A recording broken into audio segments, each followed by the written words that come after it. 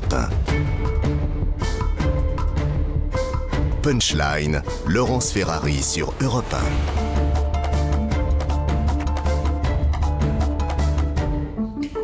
On se retrouve sur Punchline, Europe 1 et CNews avec Jean-Sébastien Ferjou du site Atlantico, Gilles Maintré, essayiste, Maître Golnadel et Jean Garrigue du comité d'histoire parlementaire. On va écouter Emmanuel Macron, le président de la République est parti en voyage en Roumanie, en Moldavie. Il doit atterrir dans quelques instants en Roumanie. Il va visiter des soldats français positionnés dans ce pays. Et avant de partir, il a pris la parole sur le tarmac de l'aéroport du Bourget, devant son avion présidentiel, pour évoquer la situation internationale, mais aussi, bien sûr, pour évoquer l'intérêt supérieur de la nation. Il demande aux Français une majorité solide. Écoutez-le.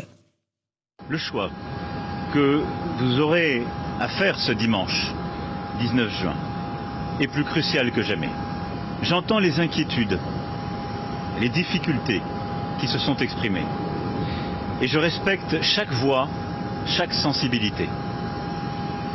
Mais parce qu'il en va de l'intérêt supérieur de la nation, je veux aujourd'hui vous convaincre de donner dimanche une majorité solide au pays. Nous sommes à l'heure des choix. Et les grands choix ne se font jamais par l'abstention. J'en appelle donc à votre bon sens et au sursaut républicain. Ni abstention, ni confusion, mais clarification. Dimanche, aucune voix ne doit manquer à la République.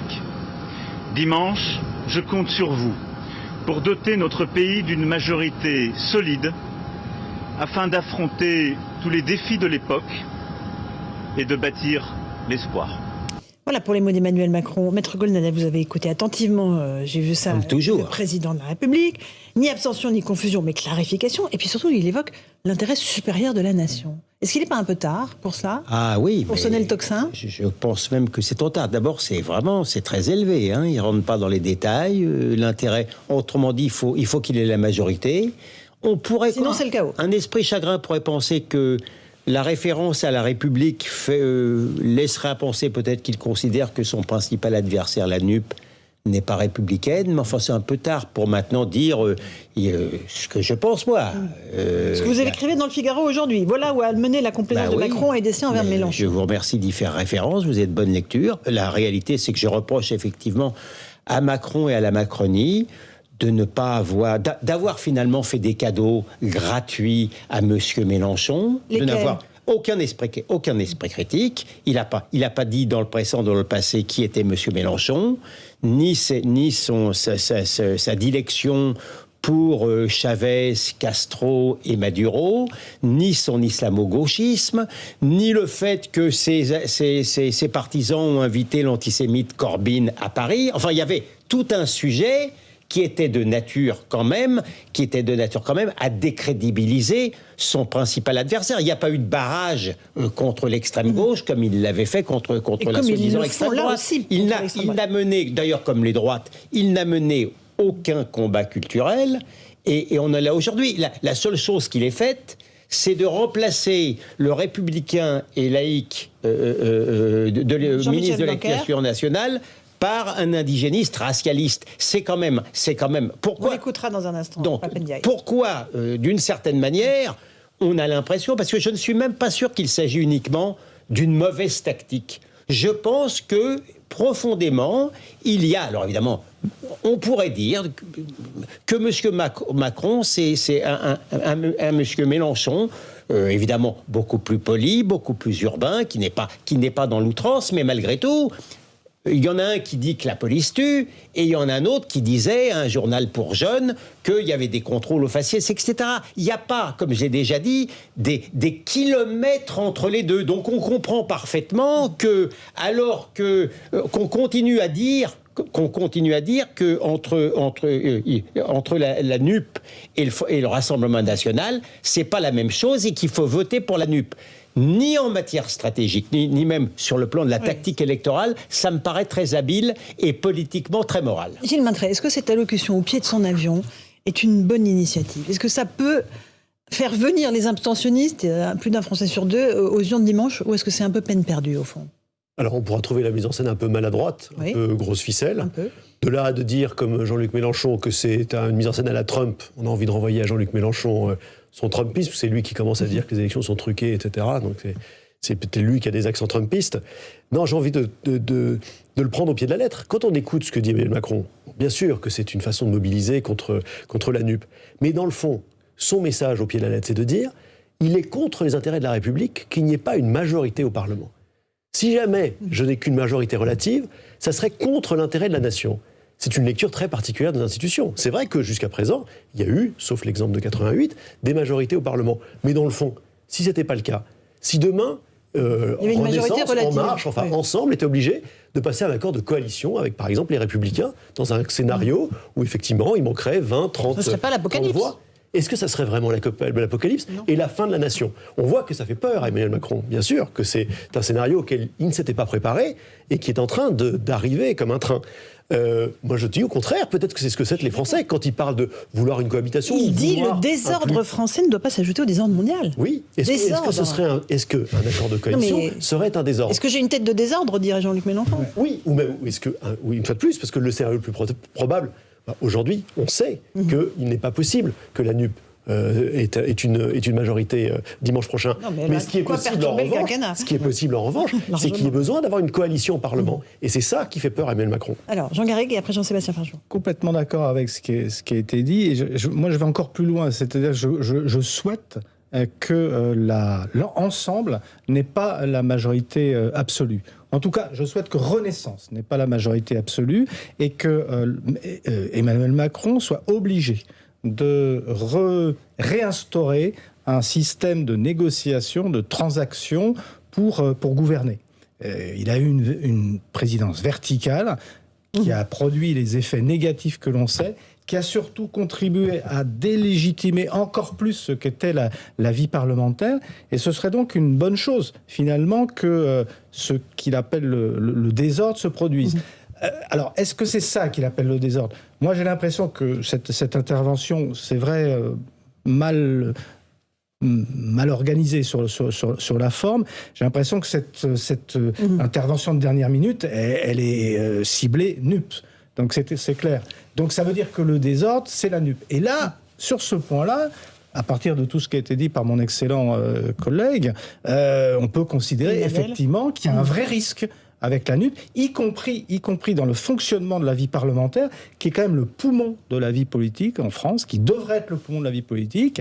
Quand on voit ce que c'est que la NUP, ses idées, et la manière dont Jean-Luc Mélenchon et ses amis ont brutalisé le débat public depuis 5 ans, moi, je me dis qu'effectivement, il y a un risque de désordre dans la vie politique on va juste écouter Marine Le Pen. Je vous passe la parole ensuite, Jean-Sébastien Ferjou, parce qu'elle, évidemment, elle s'insurge contre la consigne de tout sauf Marine Le Pen, qui est à nouveau en vigueur pour ce second tour des législatives. Elle explique que c'est un peu comme une AG à la fac de Tolbiac en permanence. Écoutons l'ex-patronne du Rassemblement national. Comment les électeurs peuvent s'y retrouver ? Je veux dire, il n'y a pas un seul responsable de la République En Marche qui dit la même chose. Il y a un seul, il n'y en a pas un qui dit la même chose. Donc j'ai été amené à dire ce matin, mais est-ce qu'il y a un pilote dans l'avion? Ou est-ce que c'est n'importe qui dit n'importe quoi? C'est déjà l'AG, quoi. Ils ont été contaminés par l'extrême gauche. La République En Marche, c'est l'AG. C'est l'AG de Tolbiac, quoi. Voilà. Chacun dit ce qu'il veut, fait ce qu'il veut. Enfin, tout ça n'a ni queue ni tête. Jean-Sébastien Ferjou, elle a raison quand elle dit ça. Elle dit il n'y en a pas un qui dit la même chose. Bon, ça c'est pas faux. Ils ne sont pas d'accord sur les consignes, n'étaient pas d'accord sur les consignes.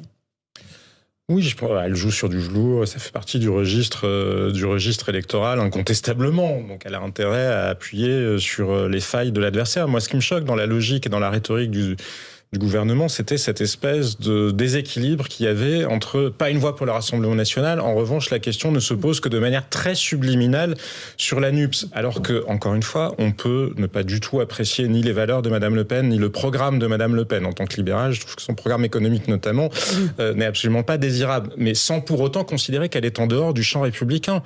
Parce que je veux bien que si on se projette 30 ans, 40 ans en arrière, en regardant qui était Jean-Marie Le Pen, à ce moment-là, la question se posait certainement. Mais Madame Le Pen, elle a eu beaucoup plus de courage que Monsieur Macron. Monsieur Macron, on a vu qu'il a eu de la peine à se défaire d'Alexandre Benalla ou à X ou X des gens qui l'entouraient et à qui il était reproché des choses. Marine Le Pen, elle n'a pas hésité à exclure son père, qui était le fondateur du parti pour précisément rompre avec la ligne politique qu'il incarnait lui. Donc encore une fois, on peut souhaiter qu'elle soit battue. Ça, et c'est a fortiori Emmanuel Macron est dans son rôle puisqu'ils sont adversaires politiques. Mais considérer qu'elle est en dehors du champ républicain, en ne se posant aucune question sur justement les complaisances de la NUPS vis-à-vis de l'insurrection, d'un troisième tour qui serait dans la rue, de l'antisémitisme, vis-à-vis d'une vision de la République qui a beaucoup plus à voir avec le communautarisme que la vision traditionnelle française, ça me paraît effectivement choquant. Et surtout, je pense que dans les institutions françaises, il y a quelque chose qui devient problématique. C'est-à-dire qu'à partir du moment où vous avez un bloc central, de facto, nous avons créé des institutions qui excluent des gens. C'est-à-dire qu'il n'y a plus d'alternance possible. Et ça, c'est à cause de l'existence de ce bloc central. Si l'élection s'était jouée sur le scrutin uninominal majoritaire à un tour, comme au Royaume-Uni, donc l'élection, elle aurait été terminée depuis dimanche soir. On aurait quoi ? On aurait 200 députés de La République En Marche, on aurait 194 députés de la NUPS, 111 députés du RN et 52 députés républicains. Et ça montre qu'il n'y aurait aucune majorité possible. Donc si on était au Royaume-Uni, justement, qu'est-ce qui se serait passé ? Il y aurait eu un bipartisme qui se serait installé.